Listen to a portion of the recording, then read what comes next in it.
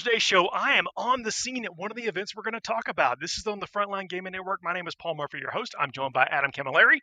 Hey, everybody. Lovely to be here. Dustin Henshaw. Hello, everybody. Happy to be here as well. Welcome, everybody. The chat is already firing off. Thank you so much for showing up and support us. Also, please don't forget to leave some 5-star reviews, like, share, and subscribe. Hit the bell, whatever you're supposed to do. That is how you can be notified every time we do this. And also, other people may, get picked up in the algorithms and that kind of stuff. But I'm happy to be here and talking about tournaments. This is your weekly show where we talk about the. I just went off camera. I apologize. Where we talk about the tournaments coming up over the weekend, about what you're going to see, with the trends you're seeing every week, and what it takes to beat them. Yeah, it's going to be a good week. Like, this is really the dawn of almost the dawn of a new season, so to speak, for the meta, for people adjusting and bringing new things to bear. A lot of middle tier stuff have got a new lease on life. A lot of a reshuffling at the top. We think we know what's going to come out and who's Cuisine and reign supreme, but there's a lot to be unpacked. And yeah, 3 big events in order to do so as well. So we've got, gents? We've got US Open Austin, which is where Paul is right now, literally sitting there. That is Austin behind me. That is Austin. You see like my paint rack, my carefully manicured and designed backdrop or whatever, but no, Austin. Hey, back here. We're competing curtains here, Paul. For those of you not watching this at home, my lovely curtains have gotten me much derision on this show. But Paul, where can people catch you? Because you're gonna be doing some live coverage of that bad boy, yeah? Yes, Warhammer. Twitch.tv/Warhammer on the actual Warhammer live stream. Cannot wait to be there. Going to be there with Nick Navati. Got an impressive team behind us. We're going to have coverage coming from the floor, interviews and that kind of stuff. You tune in over the weekend. We hope to be your source of entertainment. You're going to be paying. Let us know, check in, and let us know what you're doing. We're also going to bring you live coverage as it unfolds with this brand new meta. I don't like what you said, Adam. You said mid-tier. You said the mid-tier is getting a little bit of a rise, but I want to say that mid-tier might actually be defined as the top tier. Maybe that S-tier is now got a lot more entrants. Now there's been a balance. Possibly, yeah. There possibly be 1 or 2 more factions joining there, possibly 1 dropping out of there. But we've also got 2 other massive events. We've got Games of Westeros 10 over in Scandinavia, which is absolutely stacked. Like, that event is a Shark Tank in all intents and purposes. And we've got the Renegade Open, a much renowned and wonderfully longevity. Is that a word we can say about Renegade now? No, it 5 or 6 years. Fantastic event. You've got to throw some stars on the tournament organizers that keep some of these tournaments alive for as long as they have. Because look, this takes effort and time and commitment, and then also supporting their players and coming up and showing up and doing it. So absolutely commendable experience. Love it. Do you want to jump into the first one, the one where you're at, Paul? Let's do it. So this is okay. The episode, like, if you're watching us, if you're seeing this live on Facebook, you're seing it live streaming now. We titled it "The Meta is Dead, Long Live the Meta," because the balance update is in full effect for this weekend at the US Open Austin, Texas tournament, where we're going to see, I think, some different things coming to the top. We've already had a couple of comments in the chat, like Jakari's still at the top. Yes, exactly right. Jakari are still good, but now there's going to be a little bit of competition in that slot, if you ask me. Exactly right. Now, we're going to have Dustin take us away for this faction breakdown, but of course, this is the US Open Austin from Austin, Texas. 180 players, 8-round Super Major, 3-day slobber knocker. I had a little bit of an aneurysm doing the stats for this initially. I did the stats for this yesterday, and only 68 people of 167 people had listed their faction, and I just got a bit of a vein in my temple just started throbbing painfully, and I was like, no. But luckily enough, this morning, another 30 or 40 people had uploaded there. So we're able to do a little bit of the faction for you. But unfortunately, about a give or take about a quarter to a third of the factions are unlisted here, but we're still able to get some insights into this meta. But Dustin's going to take us away, mate. So go for it. I will take it away. Have you assigned these people their factions for them since they haven't put anything into their That's what we do. Yet? We just you kind of remind us of an orc player. So let's I feel like that's fair. That's fair. That's fair. I look at their name, I look at their club, and then I make an educated guess. Well, because you can make educated guesses really well from that. With some of these players, that's exactly right. It's true. It's true. All right, so we got the Imperial Super Faction. It is 7 Sisters, 6 Custodes, 5 Admech, 5 Astro Militarum, 8 Grey Knights, and 3 Imperial Knights. So a couple Imperial Knights coming in here too. What do you guys think about that breakdown so far? Like, it's a little bit of a change, but not too much, really.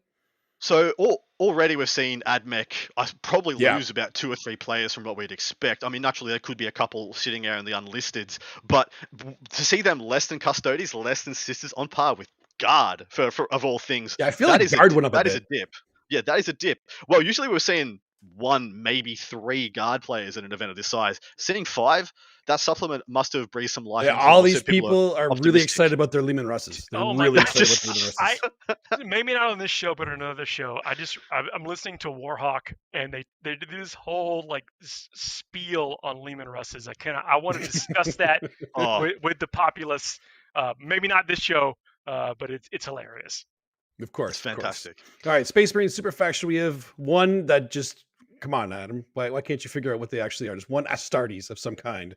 5 Dark Angels, 5 Space Wolves. There you go, Wolf Priest. 4 Blood Angels, 4 Ultramarines, 3 Salamanders, and 2 Black Templars. The Black Templars starting to show up now too. There's no Iron Hands though. No Iron Hands, no White Scars, but apart from that, it's a really, really even spread. 5s and 5s for Dark Angel Space Wolves, 4 and 4, and a 3. Like, that's a very good spread. Let me ask you a question, though. Have you actually seen Iron Hands? We've seen Iron Hands successors, so they claim Iron That's Hands, true. but then they go deep into the pick your own traits and stuff. Is that is something there that we've lost? Has anything changed that may influence that as not being an optimal choice anymore? And I don't know that it has.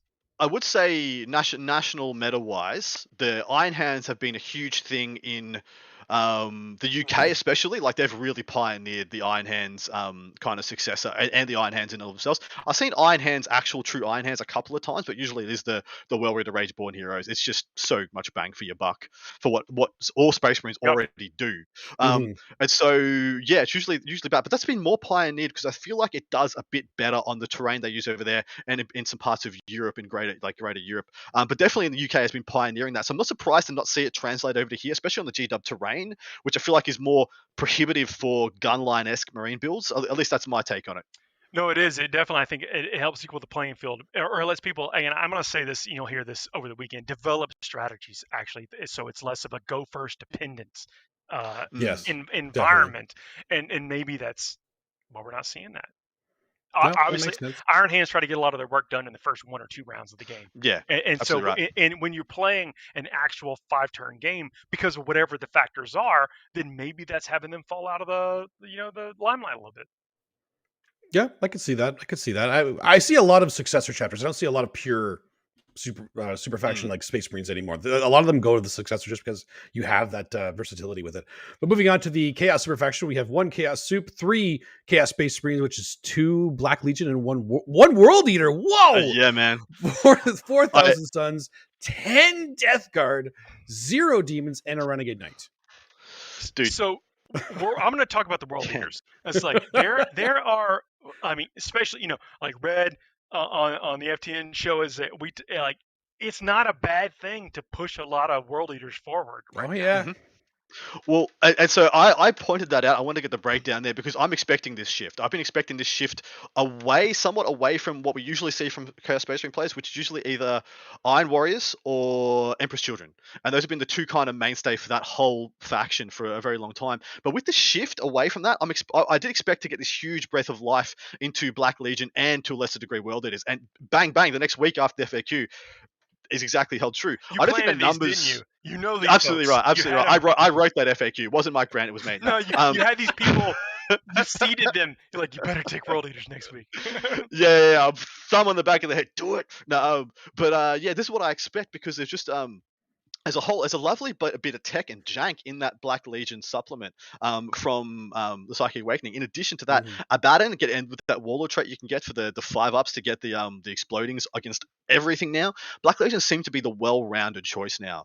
But as it sits right now, I still would love to see kind of a composite Chaos Space Marine build. I think there can be elements of Empress Children for your Terminator bombs or your bikers. Your main line core built around a Black Legion-esque kind of a couple of punchy characters, couple of bits and pieces, maybe some Havocs, and then really just the world is your oyster from there. Maybe you have some backline Dreads or Forge Fiends being Iron Warriors. What do you think makes it in for Havocs though? I mean, the Havocs an interesting choice, and we've seen Devastators be played to great effect on the Space Marine side. What do you think comes in for very Havocs? Consistently too? Well, so there's a couple of opportunities for Havocs in a bunch of different sections. So Iron Warriors, of course, you can get them to have a bunch of offensive buffs in addition to the ignores cover, and Alpha Legion you can actually make them untargetable as well. So there's a couple of different bits and pieces. Hell, just up as a Bellicor, if you really want to go down that route, can also make Havocs untargetable. If you want to have a really insulated kind of heavy anti-infantry option, because I still think it's the 2-3 rounds of guaranteed heavy weapon fire. Exactly. Just 2 or 3 is all you need to get that get supremacy on the primary scoring. What's the name of the Reaper? Is the Reaper chain cannon? The Reaper chain cannon. To just slash them, double shoot them for 2 turns, and all of a sudden, man, if they had anything on objectives, it's not there. It's gone. So yeah, I'm big fan there. But Dustin, keep us rolling. All right, Xeno Super Faction. We got 6 Necrons, 6 Orcs, and 2 Tau. 2 Tau are actually bringing it out to this one as well. That's exciting. Y'all didn't let me talk about Death Guard. No, we're not going to remember this. There's way too many Death Guard. I'm going to put this as demerit against the team. No, I'm kidding. Go ahead. The Hive Mind Super Factions. We have 3 Tyranids and 3 GSC. There's no Forces of the Hive Mind. It's either pure Nids or pure GSC. That's ballsy, really guys. weird. I have high respect for you GSC players, man. I love you guys. What do you think they're taking though? Like, I mean, as you've seen the terrain, like the terrain is a factor. It's the 3rd player on the table. So with that in mind, what do you think is cooking up in these lists? They need to be bringing Goliaths in there because they want to have those safe Goliaths. Well, they're acolytes or neophytes if they go that route in Goliaths. And a lot of them are going to be Twisted Helix. They run across the board. +1s to strength. So they're going to be, and +1 or +2 advance. So they're going to be running across the board and more consistently hurting the guys they're running into because they do not take a hit, but they hit like trucks. So you need at least a couple trucks to protect them. I see a lot of people at least bringing a couple of them, and then obviously your deep strike shenanigans are still there. So I'm curious to see what some of these lists look like. I gotta have to look at these lists. Yeah, it's interesting. Like I think GSC still handle most people's they struggle with the core of some armies. Like Death Guard Terminators is not a thing they really love. Talos Chronos, these -1 damage behemoths we're about to see. Cutters. Maybe still not a thing that they love. No. How many you're gonna take 20 cutters in your list just because you might play that Drakari player? Yeah, well you would. But you know what I mean? They don't love. Well, you play for what I mean. I believe you actually use your skill to get you through. Yeah. The first 3-4 rounds, over half the tournament, you use your skill to get through, and you need your list to back you up that skill in the back half of the tournament. Dustin, is that how you design a list? I always design a list based on what is going to be hard in the meta. So the lists that I'm going to have trouble with, that's what I design my list for. And I just make sure I have the tools in my list to deal with everything else as the tournament goes on. Because usually, as you were saying, I'll rely on my skill to win those matchups that I'm not designed for, but I still have the tools to be able to win those matchups. And GSC is one of those armies that has every tool, and people underestimate them so often that they actually can bring out those points. And they won't win big a lot of the time, but they'll be able to win. They can win every matchup. A win is a win in many situations. Yeah. Exactly. All right, and finally we have the Eldari Super Faction with 3 mixed Eldari, 9 Drukhari, no surprise there, 2 Harlequins, and 0 Assyriani. 9 Drukhari makes sense. So that means the faction podium is 10 Death Guard number 1, 9 Drukhari number 2, and Grey Knights number 8. The Death Guard still surprises me, but the other 2 do not. Yeah, other 2 do not. It's just a weird microcosm for the Death Guard players. 10 out of this many players, it's actually a phenomena. It's almost like an Aurora Borealis. Like you're just like, oh, Death Guard shining. If there are 20 flesh mowers in this situation, then whoever doesn't have a couple are making mistakes. When the armies are out for display, Paul, I expect you to walk around with a hand cam counting them off. I'm gonna give them a check mark or Yeah, like little biscuits, and like leave biscuits for the winners or something silly like that. We had a question in chat which I wanted to speak to. Unfortunately, I didn't catch the name of the person in question. They've asked, are these factions as reliable as typical in BCP? For example, Knights with Guard being called Imperial Knights when it's really Imperium. I assume they aren't vetted for accuracy as of yet. So one of the beautiful things about this show is that every single stat, everything we've extracted, you can do yourself with just a BCP sub. There's nothing here that you can't get from just subbing to BCP and looking for yourselves. The people who do the stats on the show do not have the time to click on every list and vet them for that, so we just have to go off what people have listed. He means Adam. Me. I do not have the time to click on every list and make sure it is what it's listed as. So we just got to trust in the player base. And hopefully with shows like this, people see the need to have accurate data because we're trying to portray this game in a certain way, as a certain professional way, of a certain level and standard. And so, so just sub to BCP, and everything that you're seeing on this show, you can see for yourselves at any time. Or you can show them next week and tell us where we were wrong. Oh yeah, that's it. We love that. That's absolutely actually what happens. Like, show up next week in the chat and let us know how we miscategorized Imperium versus Knight or whatever. And actually, and that's like tongue in cheek. It's like I want us to see that because that's the discussion that we want. We want to see what's actually on the tables because part of what we talk about is what you're actually going to see on the table and then how to actually engage with it. So the more we know about that kind of stuff, eyes on the ground or whatever, let us know in the chat. And if you're going to any of these events and you want to post your list though in one of these chats as well, because I'd love to talk about it real time. Exactly right. Now, transitioning over to the top players in attendance for this event, this thing is stacked. Now, I don't want to say anything disparaging about the previous GW events, but there was a perception that it might not have been the most robust, as in the strength of players in attendance, which I think is one of the actually people might use that as a negative. That's an absolute positive. That is a positive in every sense of the word. Here's my hot take. This is my absolute hot take. The best player of Warhammer 40,000, you've probably never seen in a tournament. Exactly. So you don't know who's the best. And with the way we roll dice and the way the game works, it truly is an any given Sunday situation. And so anyone who would be critical of that, show up and bring it. Like bring what you think is the best. Compete with these folks, and that's whether it's one of these events or your local event or whatever. Like show up, put it where money where your mouth is, kind of thing. Where was the first GW event? Orlando. Where was it? Orlando. That's so I can't remember who told me, but I remember somebody from Orlando or in the Florida area said there was like 40, 50 people at that event they'd never seen before. And they go to every Florida event.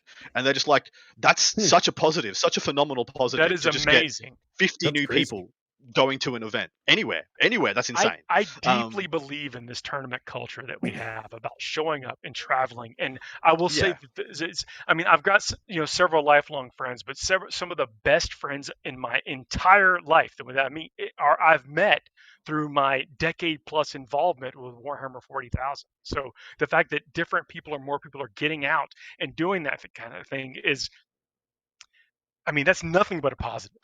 Absolutely. But so breaking down those top players into tennis, this thing is stacked. So whatever you said about whatever anyone negative said about the last one, they cannot say about this one. This has seven of the top players in the world in attendance. First of those being Sean Naden, who's second in the world and first in the USA in attendance. We're assuming he's playing Eldari, but I have been informed he's playing Drukhari. Not to be confirmed. This is just his list largely lean on Drukhari, but that's as it should. I think that's a dominant faction and stuff. But they sprinkle in a little bit of the other Asuryani faction, which is always cool. I love seeing his list because they are somewhat unique and they always have a little bit of twist in there. It's like an M. Night Shyamalan movie. It's like you see where it's at, and then there's this like weird thing that creeps around the corner, and you don't expect it. So next up we have John Lennon, third in the world and in the USA. Then we have Manny Chima making the flight over from the UK, listed fourth in the world and first in the UK. It's going to be really interesting to see firstly what he takes and how his list goes on a different terrain set, different meta, completely different environment and players. That's going to be one of the most exciting stories here. How does right now the best player in the UK function at a place where there is 6 of the best players in the US in attendance? I can tell you this is going to go. But actually, I'm just kidding. I don't want to fire off the hip. I know you're going to get all Merker on us, like, we're going to crush him. No, this is not the first time that he's come over. Do you remember, Adam, when we did the LVO? Yeah. It feels like forever ago, but it was January in 2020. This individual came over and participated, and that did very well. So I expect the same thing here. It's going to be interesting to see how these juggernauts clash. Exactly right. Next up, we have Jack Harpster, who literally just sprungboard into the 6th place in the world, 4th in the USA, off his massive win weekend just gone at Warzone Atlanta. Colin McDade, 7th in the world, 5th in the USA. Anthony Vanella, 9th in the world, 7th in the USA. And then James Kelling, 11th in the world, 9th in the USA, all in attendance. That is a beastie. I could have kept going, by the way. I could have listed off another 5 or 6 of the top 20, the top 25 players, all in attendance at this event. So this is a Shark Tank, 8 rounds with 180 players. If you're getting to those top tables, you're going to be playing nothing but brutal players with savage lists. I can't wait to see it happen. Cannot wait to see it happen. I think that the first 3 or 4 rounds are going to be absolutely electrifying. You got to make sure you tune in. Go Boys in the chat is actually going to be helping us as boots on the ground. We're in his hometown, Austin, Texas. Oh yeah. I've already had some tacos here, by the way, and delightful. It was amazing. I cannot wait to have more tacos here. But we're going to be during the live coverage. We're going to be counting those flesh marks we talked about, and bringing all this coverage. I think it's going to be an absolute slobber knocker of the first several rounds, and you want to tune in and see how it goes. I absolutely thought you were going to say we're going to have tacos live on there. That's what. Maybe I will. You should do a taco review. Should. As many. Yep. I need it. Yep. Do you want to pick a winner for this one, gents?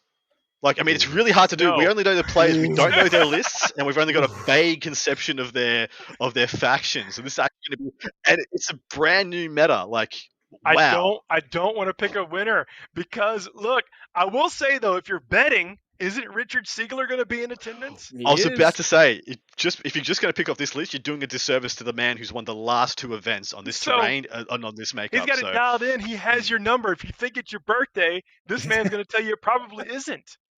Yeah. Well, I think so.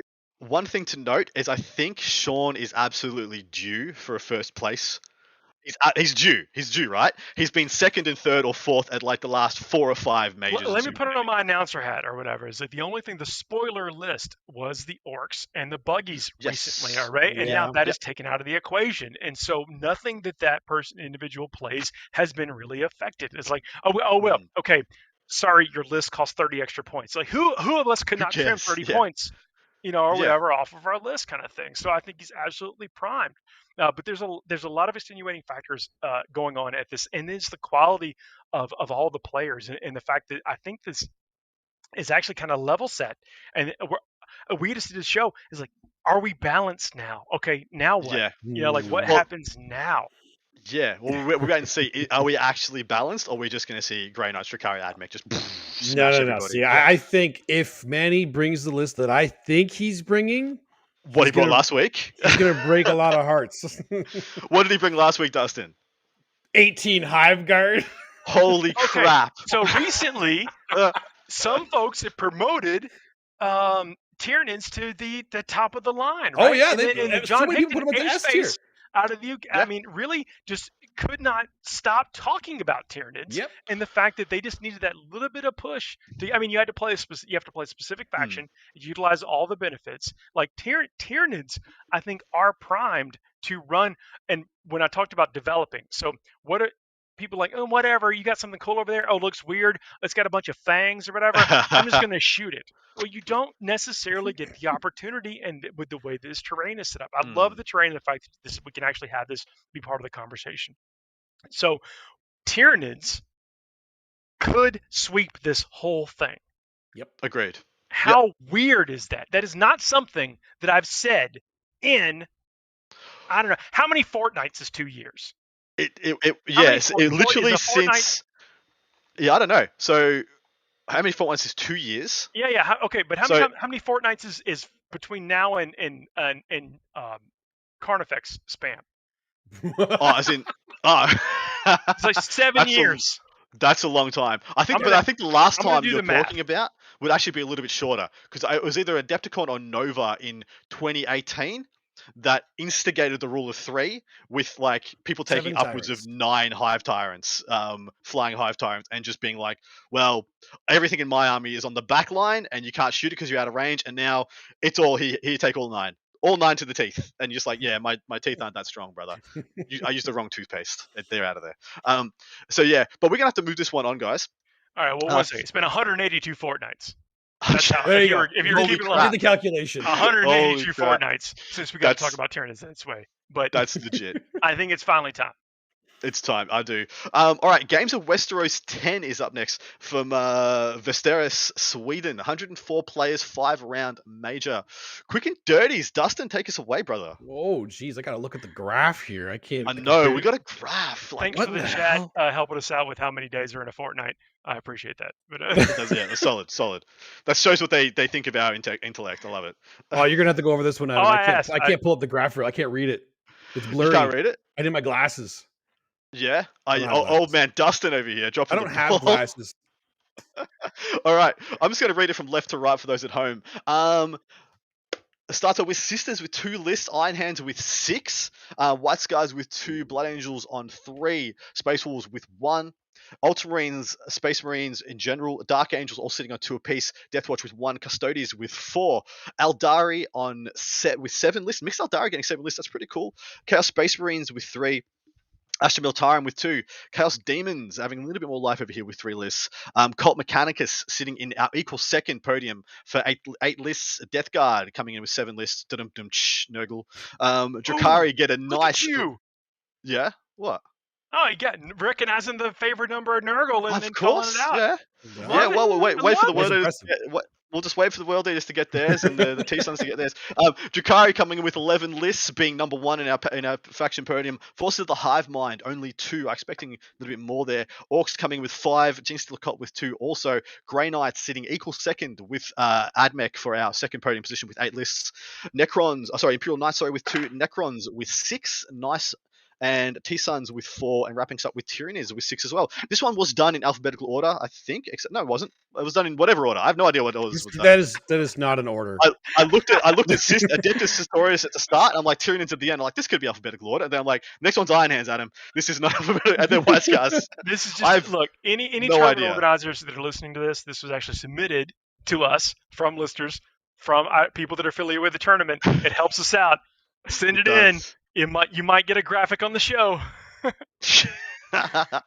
But so there's a couple of little things here to unpack. One of the most notables being Iron Hands, like we just saw, 0 Iron Hands at a 180 player event in the States. Dude, 6 over here. I really feel like I need to break out the pen and the pad and figure out what advantage was getting from those successor traits, and why it's not completely optimized. Now I feel like there's something that it just not seeing. So Iron Hands, I feel like, is the great tweener. So Iron Hands innately have Warlord traits and stratagems and relics that buff shooting. And then if you take the traits of Whirlwind of Range and Born Heroes, you have a chapter tactic that buffs combat. E.g., you come right down the middle. Like Necrons and stuff did.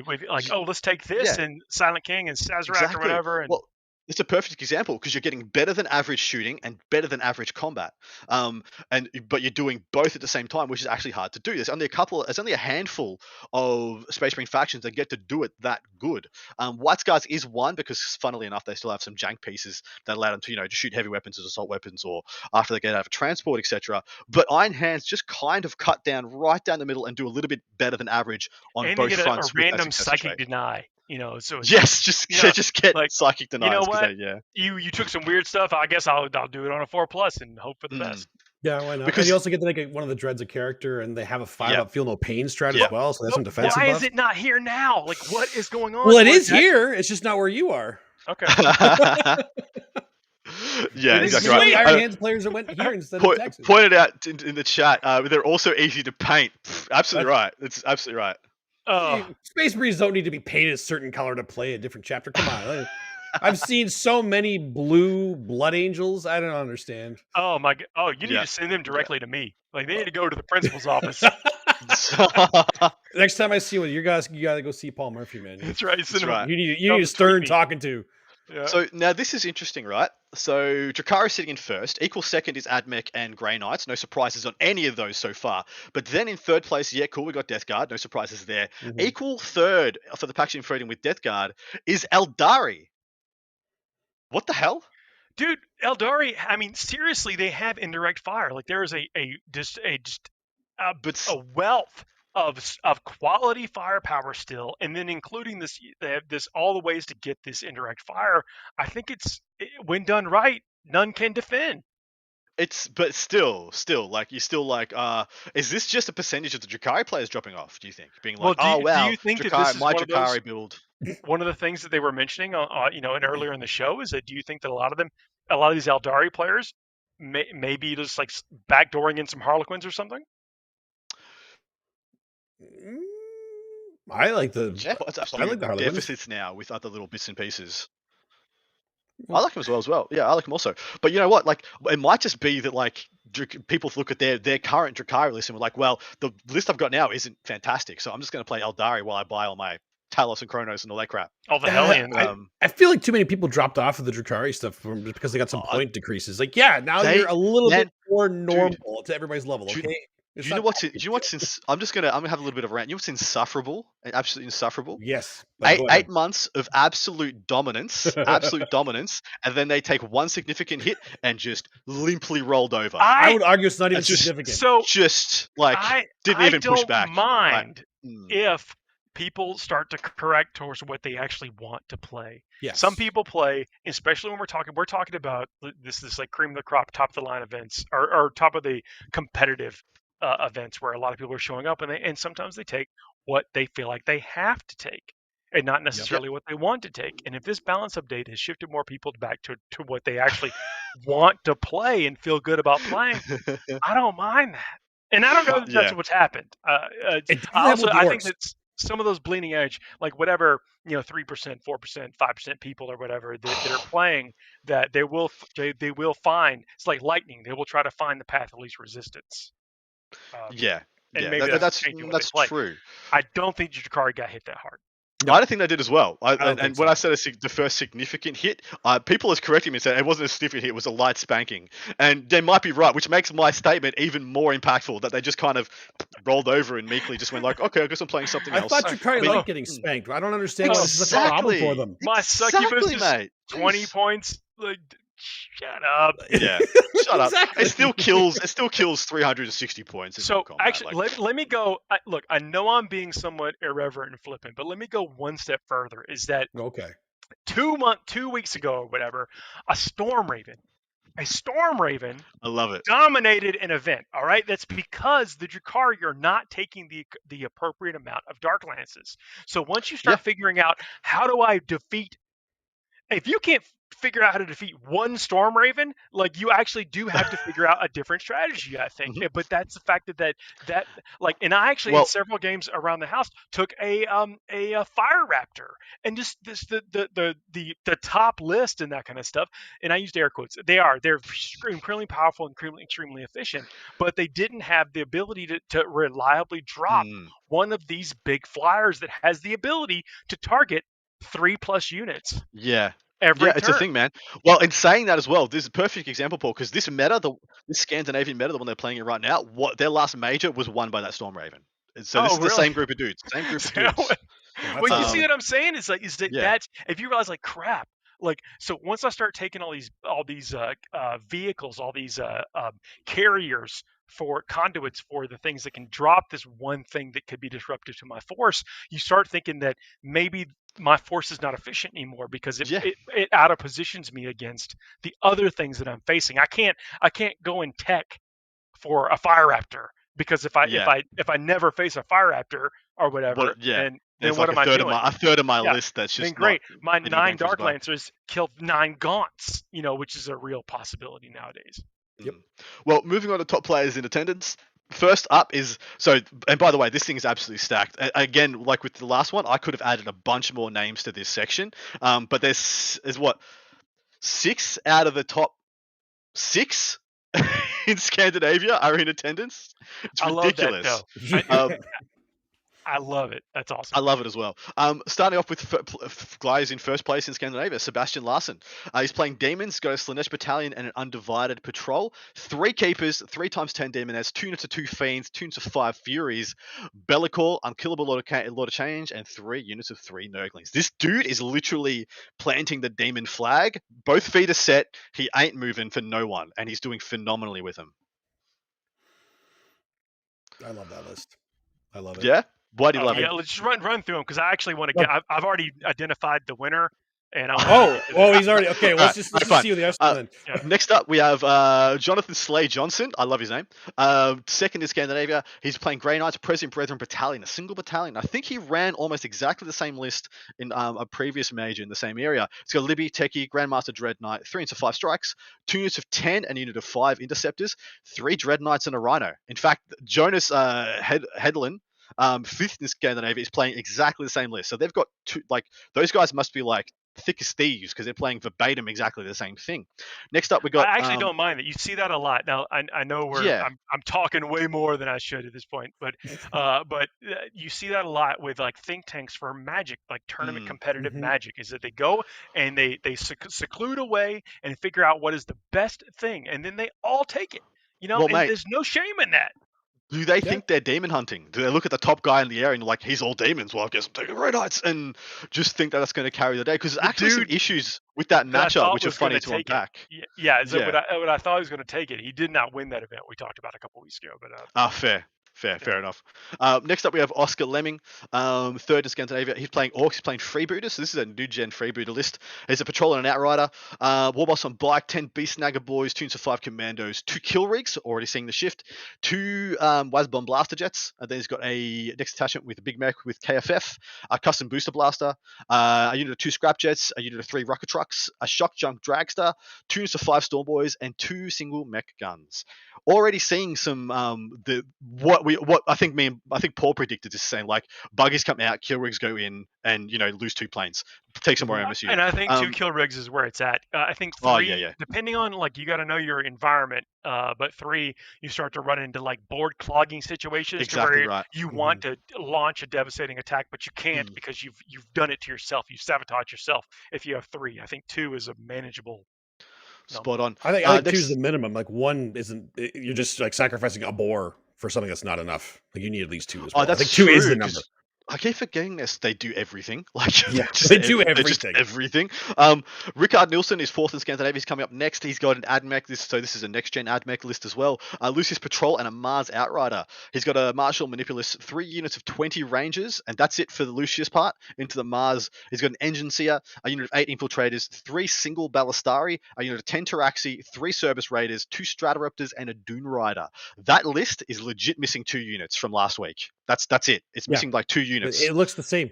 It's the same. It's just missing 2 slots. It would have like a unit or 2 of Rust Stalkers in addition to this whole list, and then it would be pretty much exactly the same as it was. Interesting. He's pretty much that's all he's done. He's like dropped a unit or 2, and he's just going straight with. I'm surprised he's still got 60 Lucius Rangers, but I know that is his style. That is his flair. It's very forgiving when you have that many. I prefer that. I prefer the big blocks. Well, it's the reliable core to build around. I'm never going to get a crap score with these 3 blocks. Yeah. Next up, we have Jonas Headland. Like I said, he's playing exactly the same list as JSJ, who I'm going to refer to Jonathan Slay Johnson now too. I hope all his mates call him that. Then we've got Daniel Hesselberg coming out in 6th in Scandinavia. That's the winner. He's got a Dude, I actually think you might be onto it. This is a next-gen Dark Eldar list. It's very exciting. It's a real space raised detachment. It's already a huge paradigm shift, straight up. It's Poison Tongue, Red Grief, and Artists of Flesh. It's got Archon, a Succubus, and a Homunculus, as he must. In addition to that, Cabs, Racks, and Witches, as he must. 5 Grotesques, tunes of 5 Incubi, tunes of 5 Mandrakes, 3 units of 3 Chronos, and only 2 Raiders. I think it's very good. I'd love to Chronos have seen... or Talos? Talos, apologies. Did I say Chronos? You said Chronos. Habit, 8 months of habit. That's what we're used to seeing. This is new. This is new. Well, I was about to say, I would love to have seen one of those units of 3B, 3 Chronos instead of having 3x3 Talos. That's the only thing I would point at. Apart from that, I think this list is savage. Yeah, it is. I think you actually hit the nail on the head there. The only thing I think it's missing is like one of that unit of Talos needs to be Chronos, and then you get some extra points. Maybe another Incubi unit? Yeah. Well, dude, to my mind, apart from the Coven stuff, which may or may not be the best thing in the book, I think Hellions are like one of the best things in that book. I would love to see 2 units of Hellions be added into this, just to add a bit more MSU, a bit more explosiveness. Also compete against Flyers, but did you see any Flyers in the other list? Oh, so there's 2 Flyers. Okay. There's 2 Wasbombs for the whole rest of the damn top. And there's 2 Stratoraptors. There's 2 Stratoraptors. Oh, sorry, there's 2 Stratoraptors. Yeah. Are the Talos equipped with heat lances though? Because those heat lances are actually devastating. I can't remember if I would assume yes. I'm going to say they're heat lances. You guys discuss this meta for a moment. I'll go have a quick look. Well, no, I've played this individual in the past as well. I know have you? Very, very thoughtful, very tactical player. He's a gun. Yeah, and so that's my pick for the win. Absolutely, I think it may look. He may be just like bubbling down, submarining at 6, but I think this is going to be explosive in this event. And yeah, it's a really interesting spread there. So you look at that top 6. So the six best players in Scandinavia, essentially, apart from one double up where 2 guys taking the same list, they're all completely different. Yeah, but the double up is basically like the Battle Brothers from the Battle Brothers list from LVO, right? Where they all took that Iron Hands list. And this is the same kind of thing over in Scandinavia, that they see their top player they're trying to beat. Like you said, they're going demon hunting. It's like, all right, well, what hunts demons? Demon hunting faction, maybe? Yeah. I'm gonna go ahead. Phil, we push us. We gotta. Although the Renegade Open, we want to talk about that. We still got the Renegade Open as well. And okay, we're gonna take a quick break. We're gonna go to a word from our sponsors. Please check them out. Please listen. Please buy the stuff. It's how we get to keep doing this. And we'll see you on the other side of it.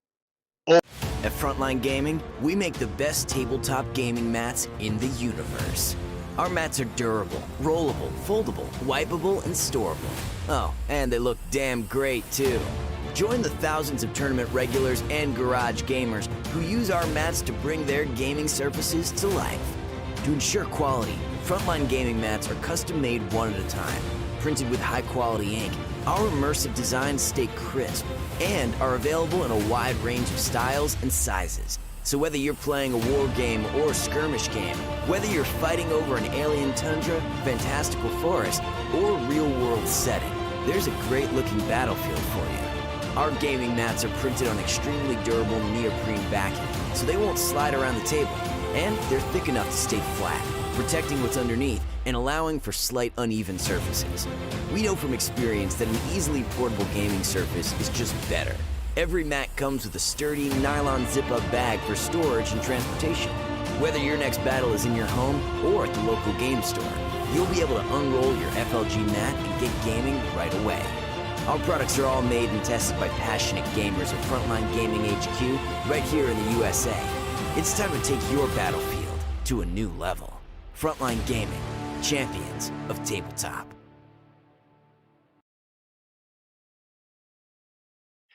We are back, and Adam, I don't know if you heard him as we were going out. He confirmed they were all Heat Lances, so that's obviously I'm sticking with my pick, and that's what it is going with Daniel Hesselberg. My boy Rickard is hard to go past. I might go for the AdMech in this one, and it's usually that would be a non-bold lane pick, but with strong Grey Knights, strong Orcs in the meta, and strong Drukhari. I don't feel like it's bad to pick AdMech to win something now. I don't feel like a goof.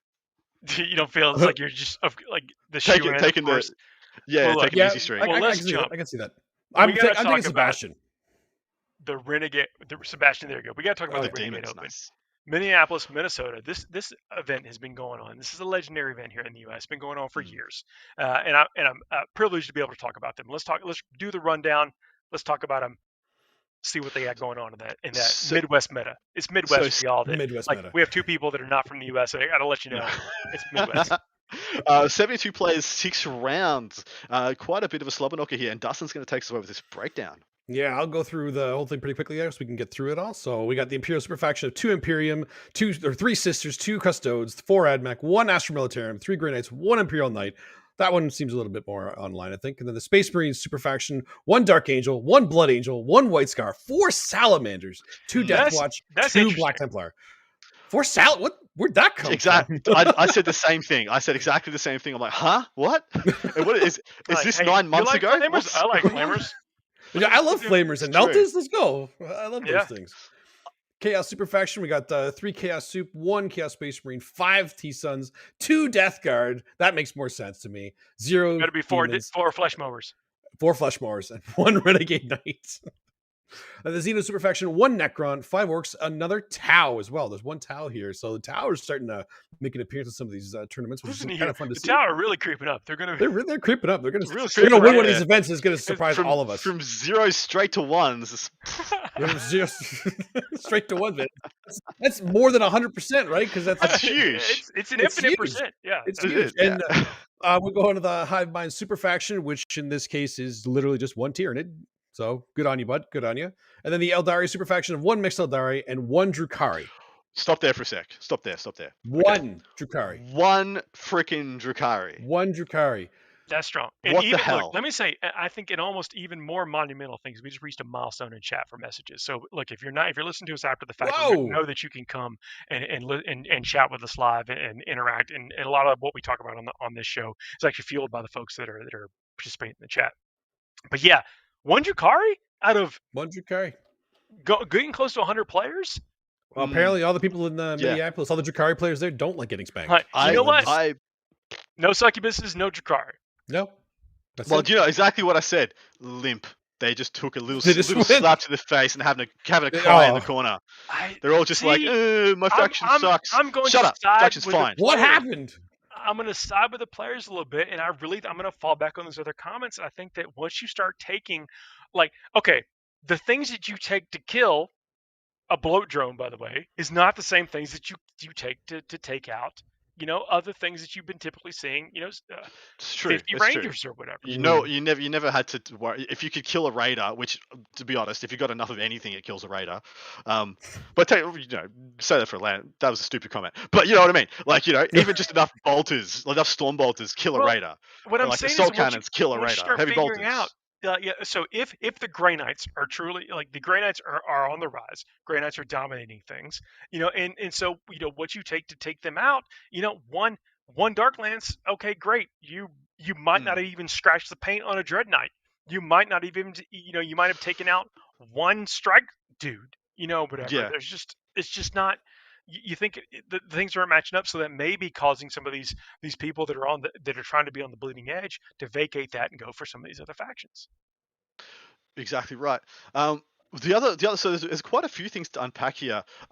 Less Death Guard than we've seen in a long time. Triple the Salamanders we've seen in a long time. Can't really explain. But that Midwest meta has been one of the big places where Grey Knights have been absolutely ruffle stomping. It's pretty much like the Midwest and the Scandinavia have been like the two massive, like hometown Grey Knight monsters. Only seeing 3 there is actually a couple less than I thought. In addition to that, T-Suns being quite a few more than Grey Knights was interesting. I usually would see T-Suns being like 1 or 2 less than Grey Knights. Still plenty of Orcs. And yeah, only the don't count the Thousand Suns out though. I think that they've yet to hit their stride. I think as soon as people get away from trying to just build a good Chaos Space Marine, I think a lot of people right now, this is my actual hot take, is that I think a lot of people right now are looking to Thousand Suns to be their good enough Chaos Space Marine build. And so once people start to figure out what it actually takes to be a Thousand Suns build.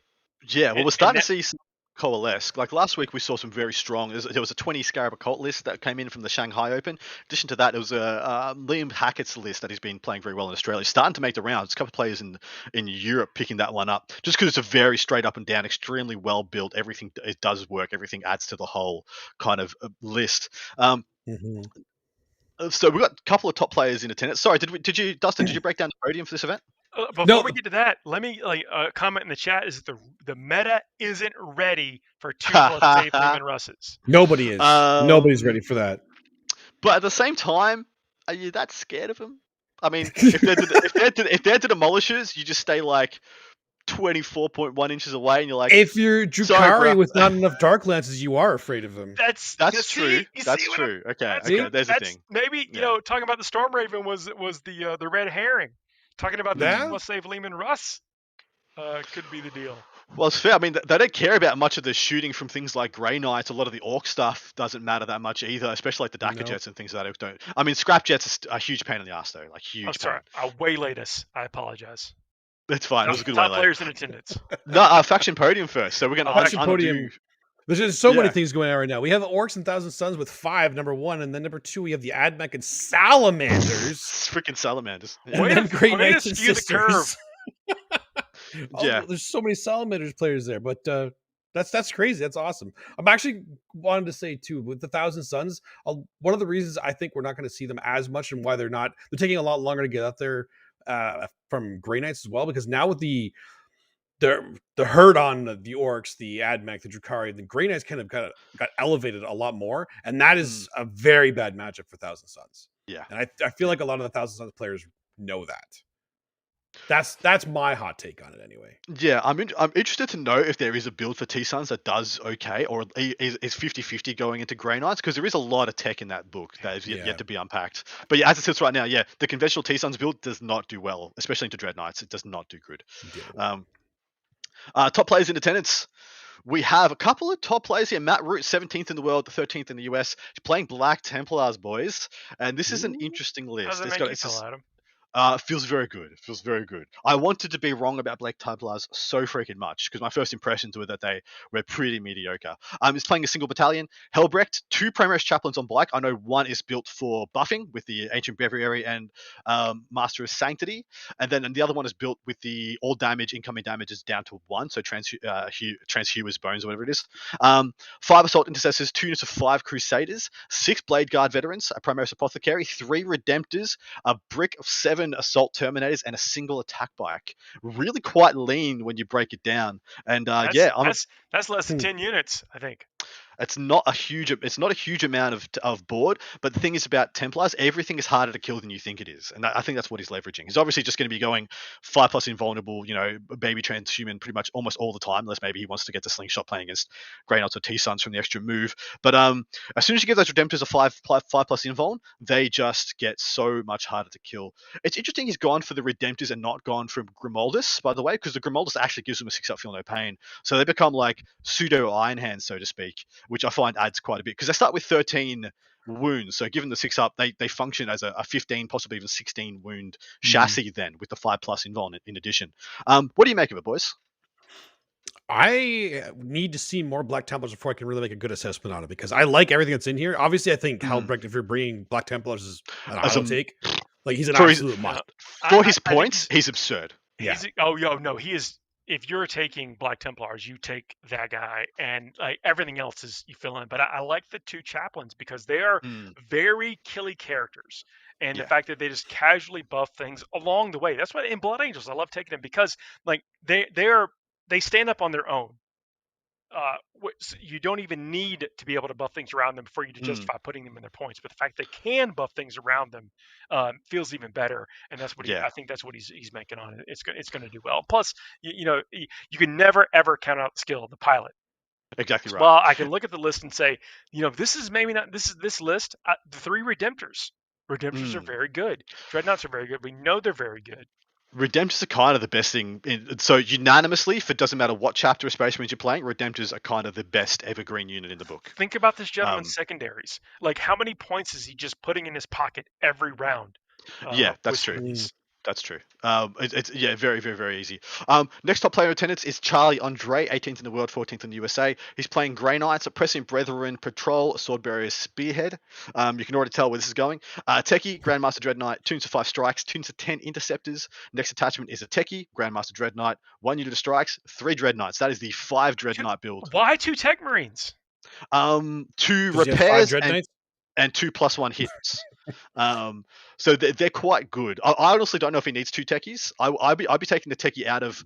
Oh, sorry. Could those techies heal across Brotherhoods? They can, can't they?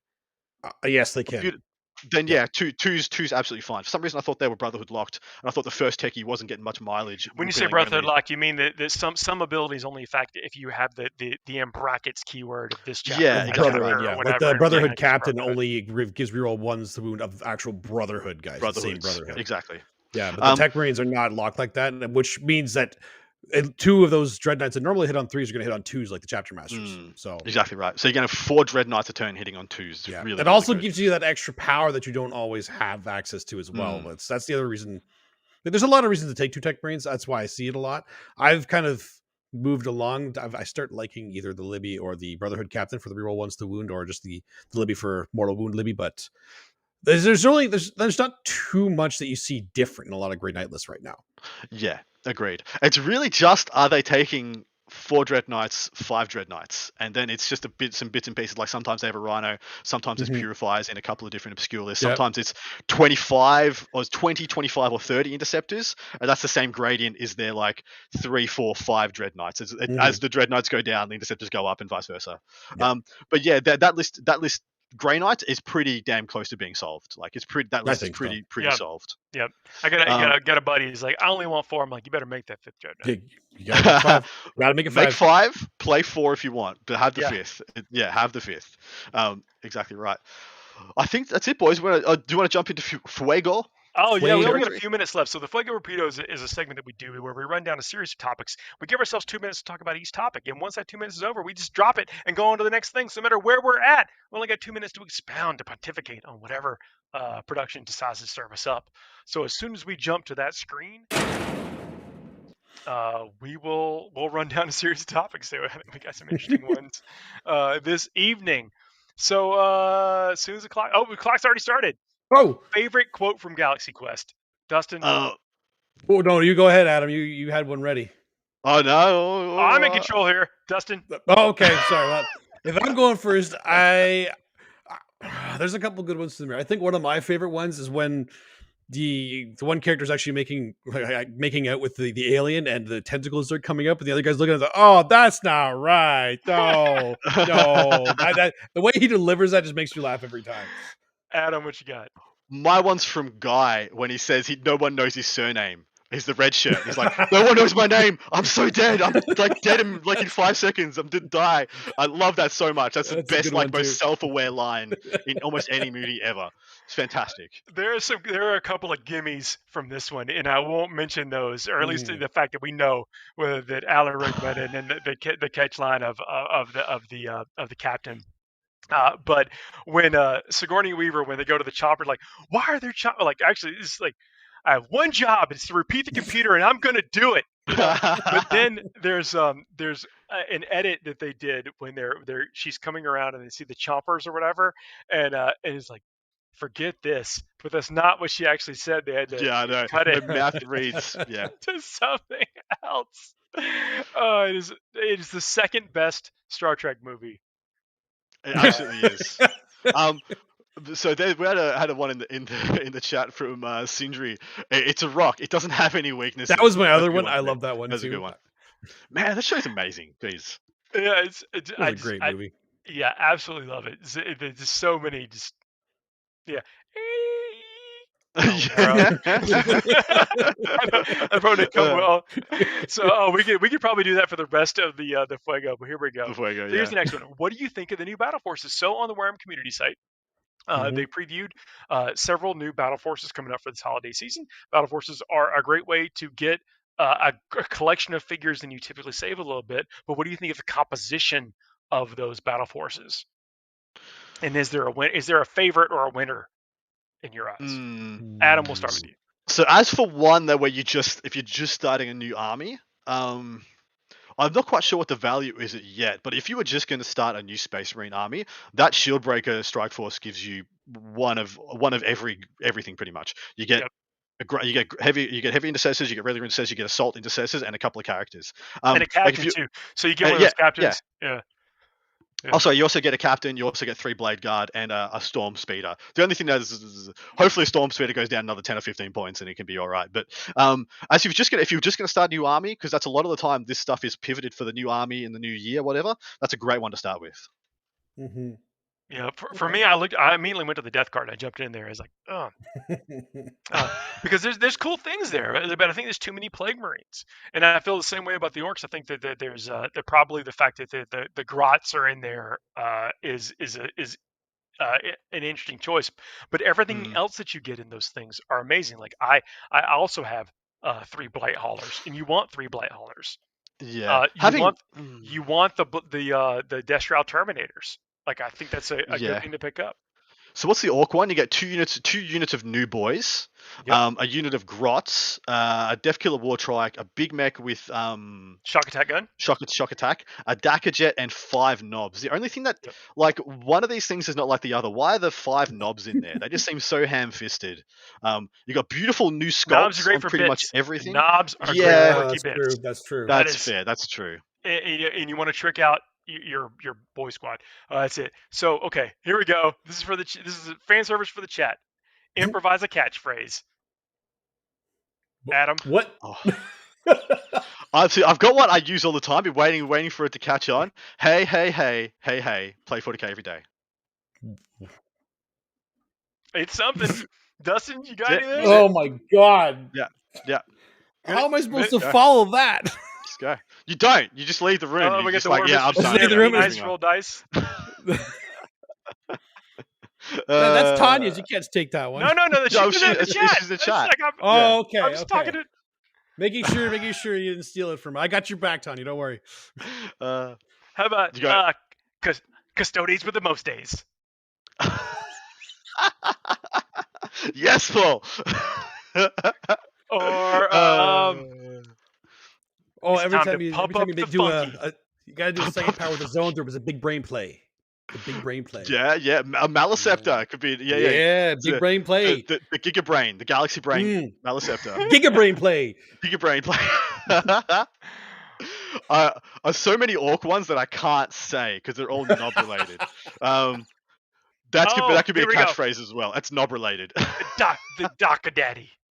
The Daka Daddy. Yeah. It's nice. Ooh, Does that be okay. like a fly boss Daka Jet upgraded? Be the Daka Daddy. You got like 33 seconds of additional. Oh, we can get some more. We can We can pack some more cringe into this segment. Pack some more cringe. Let's go. Oh jeez. How 2 plus is all you need by the production team. Thanks, Mitch. 2 plus charges. 2 plus charges. Y'all silly, happy war gaming. I think that's a statement. Just roll 6. Just roll 6. Thank you, Nogobat. Yeah. All right, that's enough. Let's move on. It's hard. See, it's harder than it looks. Exactly. That bottomed out quick. Are the Primarchs on hard times at the moment? Are they out there standing on the side of the highway trying to sell roses and fruit? Yes, I think so. Dustin, you can go first on this one. Oh no, like they're absolutely on hard times right now. Like, what the best one right now? Who is the best one? I don't even know who the best one right now would be. Probably that's Morty? Actually. I was leaning towards Mortarion is the best one. Mortarion is still scary on the table. Like when people see that, they're all kind of scary. But Mortarion, you're right. Mortarion is definitely. If I see any of them on the table across from me, Mortarion's the one I'm the most afraid of. So yes, okay. So other than Morty, I think the other guys are selling flowers with the side of the road. Maybe just, not even standing there selling it. They just like have a stand with corn in it and say $1. Leave $1 and you can take three cobs of corn with you. Do you want to know the biggest hit that Gilliman took? Was the introduction of Morven Val.